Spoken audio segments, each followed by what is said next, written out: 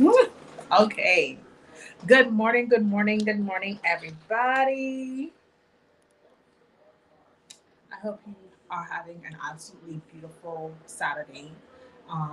You know, this is a weekend that in the Bahamas, this is the weekend where we pause, we take note of what this means for us, and we celebrate um, the gift of Jesus Christ in this weekend in so many different ways. We have so many traditions, so many things that we do.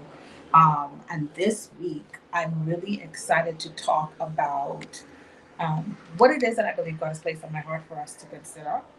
And one of the ways that we know that we're living a life that is powerful, that is authentic, that is making the impact that it's meant to have, is when we truly embrace these three things. I believe that when we embrace strategy, when we embrace routines, and we embrace the attitudes that align with who it is that we've been called to be, I believe it helps us to come into a place where our life is just firing on all cylinders, where everything is lining up, where everything is coming into alignment.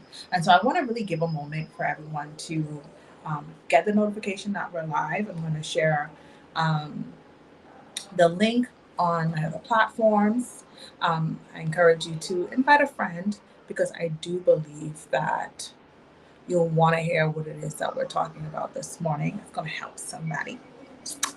So, wherever you are, whatever you're doing, grab your beverage, grab a little snack, whatever it is that you're gonna do or have while we enjoy this time together. Grab it, come sit with me, and let's take a beat. Let me get comfortable because I'm really out of practice. Have not been doing lives for quite a while.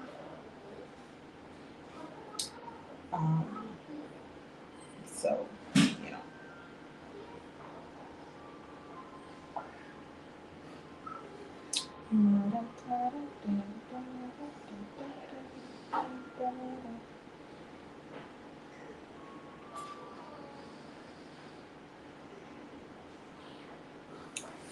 All right. So now when I was thinking of an acronym for this morning, I thought about, because I'm speaking about strategy, I'm speaking about attitudes, I'm speaking about routines, and it's kind of in that order.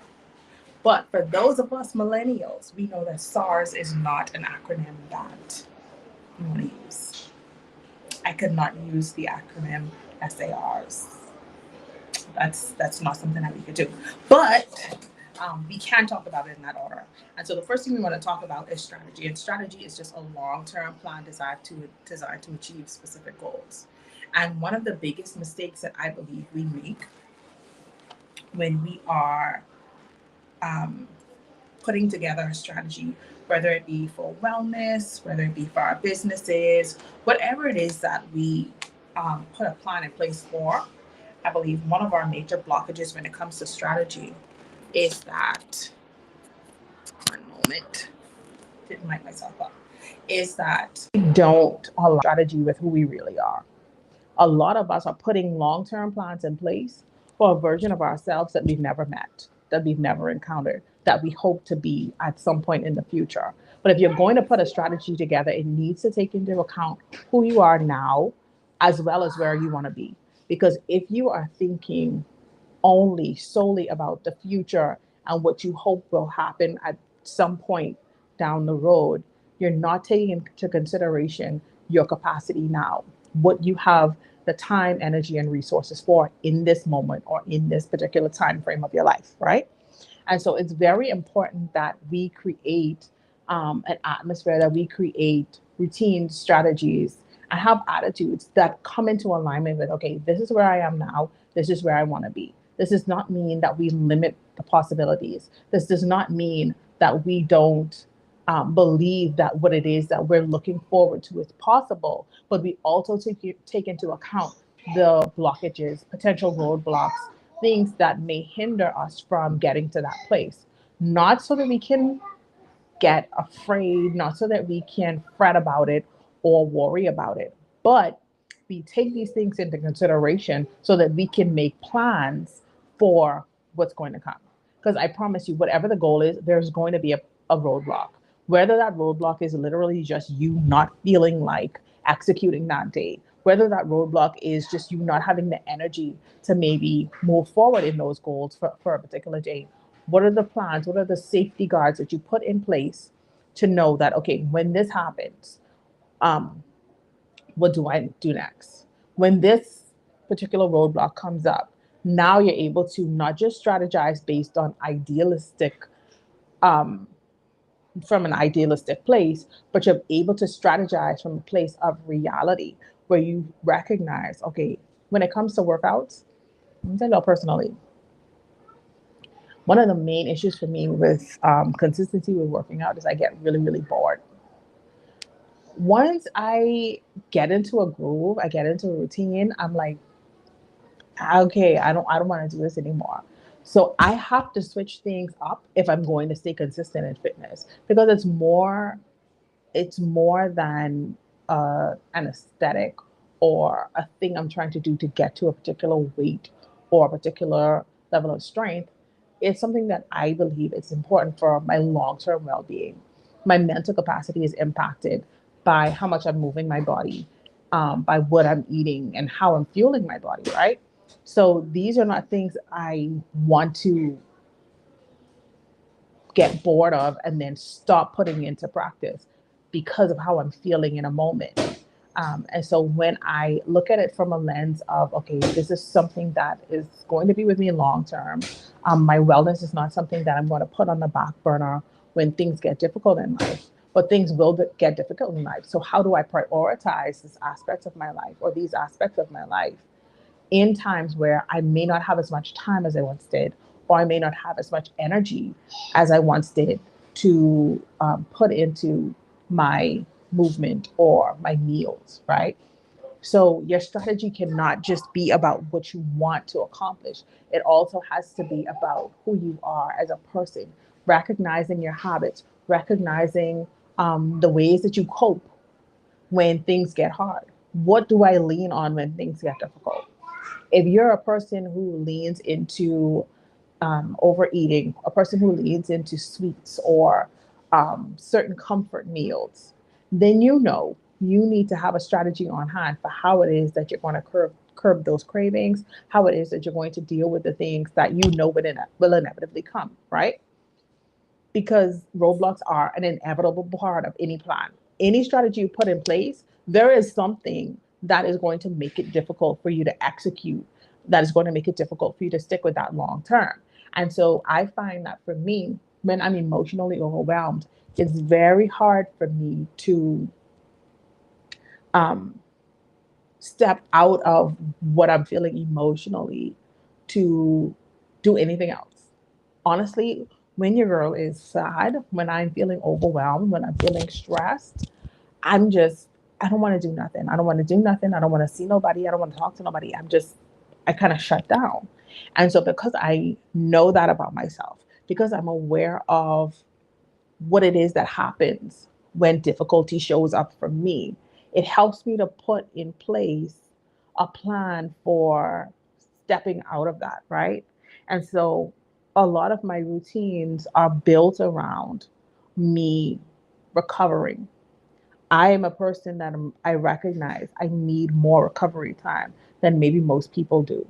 And so things that come up, having a hard day or um, having to have a difficult conversation with a loved one, those things impact me in maybe in serious ways. Like I'm not, and I recover quickly outwardly, but when I'm being honest with my emotional state and how things affect me, I need time. I need time. I need care. I need to kind of sit with that for a moment. And so when I'm looking at my life through the lens of, listen, these are the things that I've learned about myself. And you need to learn about yourself. You need to learn and understand who you are as a person so that you're making decisions from a place where you are. planning for your life, not someone else's, not someone else's idea of what your life should be, not even your ideas that you may have picked up along the way about what a life should look like, but ideas that are in alignment, that are authentic to who you truly are, so that when it is that you're making decisions, when it is that you're planning for this life of impact that I know you're meant to live, right? While you're doing that, you want to be coming from a place where you're aware of who you are as a person, where you're aware of what you need, where you're aware of what recovery looks like for you in hard times. And so coming to that place of awareness is nothing that comes easy. And there are a lot of us that opt out of that work, but it's labor that you deserve. You deserve to do the work to understand yourself. You deserve to do the work of understanding how you think and how you cope with life and what you lean on when things get difficult. Not because you want to sit in shame about how you think you should have done it better, but because it helps you to be aware of what you may need to put in place so that you can be at your best most of the time, right? For a lot of us, I think the component that we're missing is community. A lot of us do not have places where we get to sit and feel safe and not have to constantly contribute, not have to constantly be on our P's and Q's, not have to constantly be at our best. And when you don't have that safety, when you're always on the go, you're always performing, you're always having to show up as the strong one, the smart one, the one that figures things out, the one that recovers, the one that's never down. When you find yourself in those spaces where you never actually get to rest, it is a recipe for burnout. It is a recipe for you being in a place where you never fully recover, where you're never fully at your best, and you never fully become who it is that you're meant to be because you're too busy performing for all of the audiences that you have opened yourself up to. And you're never fully able to receive because in your mind, you've already convinced yourself that you're only valuable when you're giving something, that you're only valuable when you're contributing something. And you don't get the opportunity to let people love you, to let people give to you in the ways that you've learned to give, in the ways that you've learned to um, offer yourself up so that you can be of service, right? And so it's really important to understand who you are because that's going to impact the attitude you have toward your goals, but also towards setbacks. When you are of the opinion that doing well or succeeding is an inevitable part of you putting effort into a thing, when you don't see it as something that might happen, but you are so sure that this thing can be done, when you commit yourself in that way, setbacks don't feel devastating. They don't feel like a blow to your identity because you're recognizing, listen, this thing is possible. I can actually accomplish this. And so when you face setbacks, you're recognizing that this is a way that you may need to alter your strategy. You're recognizing that you may need to alter your routine, but you're not thinking, oh my God, what is wrong with me? Because your attitude is going to be a big factor in your recovery. It's going to be a big factor in you actually creating a life that you can live authentically and actually have fulfillment. Because without having the right attitude, you're always going to be in a place where you think, oh my God, why did this go wrong? Why can't I do this right? Instead of thinking, okay, this way didn't work. What are the other ways I can try? What are the other avenues I can take to move this forward to get to the thing that I know I can accomplish? That may not have been the right opportunity. That may not have been the right place. That may not have been the right set of people, right? It may be that they were not the right circumstances, but that does not mean that the goal is wrong. That does not mean that you are not capable. It does not mean that you cannot accomplish what it is that is important to you.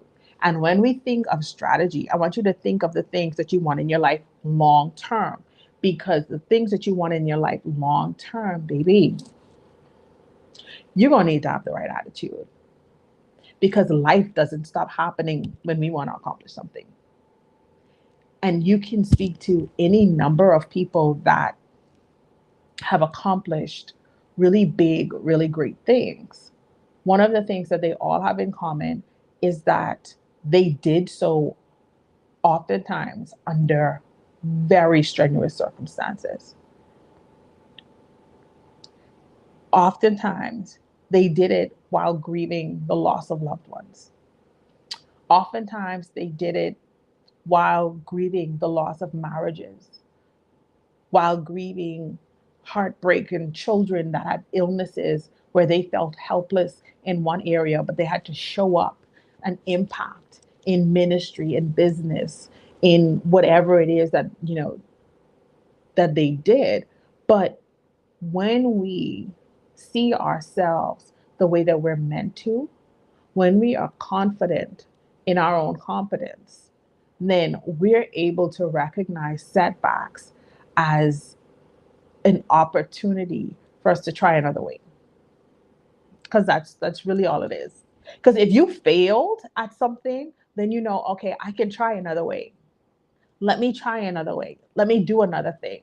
Because I promise you, there will be times in life where you feel like nothing is working, everything is going wrong, and you just cannot figure out what the best way to do this thing is.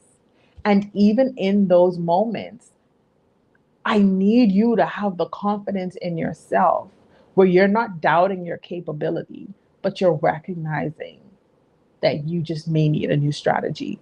You may just need to put new routines in place, right? And so let's get really specific. So for me, when it comes to working out, I know people do a lot of different things, right? There are some people that go to boot camps in the evening. They get off from work, they're 9 to 5, and then they go straight to the gym. It's not going to happen. It's not going to happen, babes. I'm not leaving work to go and work out. I leave work, my brain is already shutting down. I don't have it. So I'm fully aware that physical activity at a certain time of day, especially strenuous activity, does not work for me. I've tried it. It's something that I was able to do in my 20s, but your girl is almost 40. Okay? I'm almost 40 years old. And I recognize that most of my energy is present early in the morning. And so I know if I fool myself into thinking, look, we don't need to wake up at 5 a.m. We don't need to wake up at 4:40 so we could get to the gym at 5. We could do it in the evening. I'm lying to myself. I'm lying to myself. I'm not being real. I'm really lying to myself because I'm not going to do it. When I get off, I will not have the energy. I will not have the energy between dealing with the kids, making sure everyone gets something to eat, making sure everyone's homework gets done, traffic, just getting home. It feels like World War II. I'm not going to do that. So I know that if I'm going to move my body daily, I got to wake up and I got to do it because I've recognized this is who I am. I'm a girl that gets up early. I've always been that way. I know that about myself. So what about me will convince me that I want to be up in the evening doing strenuous physical activity when I'm normally winding down for bed? Because 8 p.m., I actually don't want anyone to talk to me, but I have kids. So I try to get them in bed by 8 so there's nobody to talk to me, like to bother me, right? But I want to be in bed by 8 p.m. So how am I going to work out at 6 p.m., getting done after 7? Now I'm pumped up. It doesn't make sense for me. It doesn't work for me. So it will not be a part of my strategy, right? Now, if seasons shift and I don't have the time I normally have in the morning, then I would have to figure out a way to incorporate it. But it probably will not be something strenuous. I will probably take an evening walk or something that helps me to get movement, but also is in alignment with who I am, how I am as a person, because I understand myself in those ways. And I think when we're creating a strategy to live a life that is impactful, that is powerful, a life that brings us fulfillment, we have to get to know ourselves. Take the time to recognize when your energy is at its peak. Take the time to recognize what activities you get excited about. What are the things you enjoy? How do you couple that with the things that you need to get done? So, for those who have looked into or seen like a lot of the ADHD tips and tricks, right? A lot of you would see videos on mirroring, body doubling, whatever they call it. It's a lot of different names, but it's basically like you have someone around, and because someone else is around, you're able to be productive, right? Now, I can call my sister and do more in an hour than I probably would have been able to do all day, because my brain just there's just no urgency here. There's no urgency. I don't have that. Like that, like I see people get up and they're like, oh, I gotta hustle, I gotta grind. I don't have it. I don't have it. Like I want it. Like sometimes I'm like, I wish I had that. Like I wish I had that thing where people get up and they're like, get up and get it. And I like I don't want it. I don't want to do it. But understanding myself in these ways is like, okay, what actually drives me? What actually motivates me? And so when I wake up in the morning to do my workout, I'm not thinking, oh my God, I got to get up and get it. I'm thinking, you know what? This investment in myself is something that I deeply deserve. I'm going to go, I'm going to move my body. This is going to help me to meet my goals. This is going to help me to be strong enough to be there for my children, to be there for my community, to be there for my friends, to be at my best. And it's also going to help me to not be wonky in the head, because without the movement, your girl gets anxious, I get depressed, I get all kind of things. So I need this, right? So it's not, the motivator, the same motivator of someone that's like pumped and get up and get it. And like, absolutely, my body is, in the process of becoming Shakisha the Stallion. Yes, yes, body's going to look great. I mean, it already does. So I'm not, body is tea, you know, but we're making some tweaks. We're making some little improvements. But at the end of the day, I know what motivates me. And it ain't hustle. It's not that. It never gave that. It never gave that. I know that about myself. So that's why a lot of training programs did not work for me, because one, it's a lot of it is shame based. It's like, oh, you're so fat. You need to be in the gym 5 a.m. I actually like myself and I like my body. That's not gonna motivate me. That actually makes me think there's something wrong with you, because why would you talk to someone like that? I recognize that for some people, that absolutely works. That is an effective motivator, but it's not for me, because who are you talking to? Who are you talking to crazy like that? You must have lost your ever loving mind. You see? You see? But anyway, when we are building a strat, and everyone needs a strategy for their life. You need one. You need one. You need things in place so that you know how to get from where you are to where you want to be. And if you do not know how to put together a strategy, the good news is you can inbox me, because I have strategy sessions that I do one on one, and I will sit with you and we will create a strategy for your life that gets it all done. All right. So I hope you were able to get something from this. Well, I know you did. But I'm really looking forward to our discussion next week. And I am so glad that you took a moment to watch this either live or on the replay. And until next time, I want you to live a little, love a lot, be a blessing.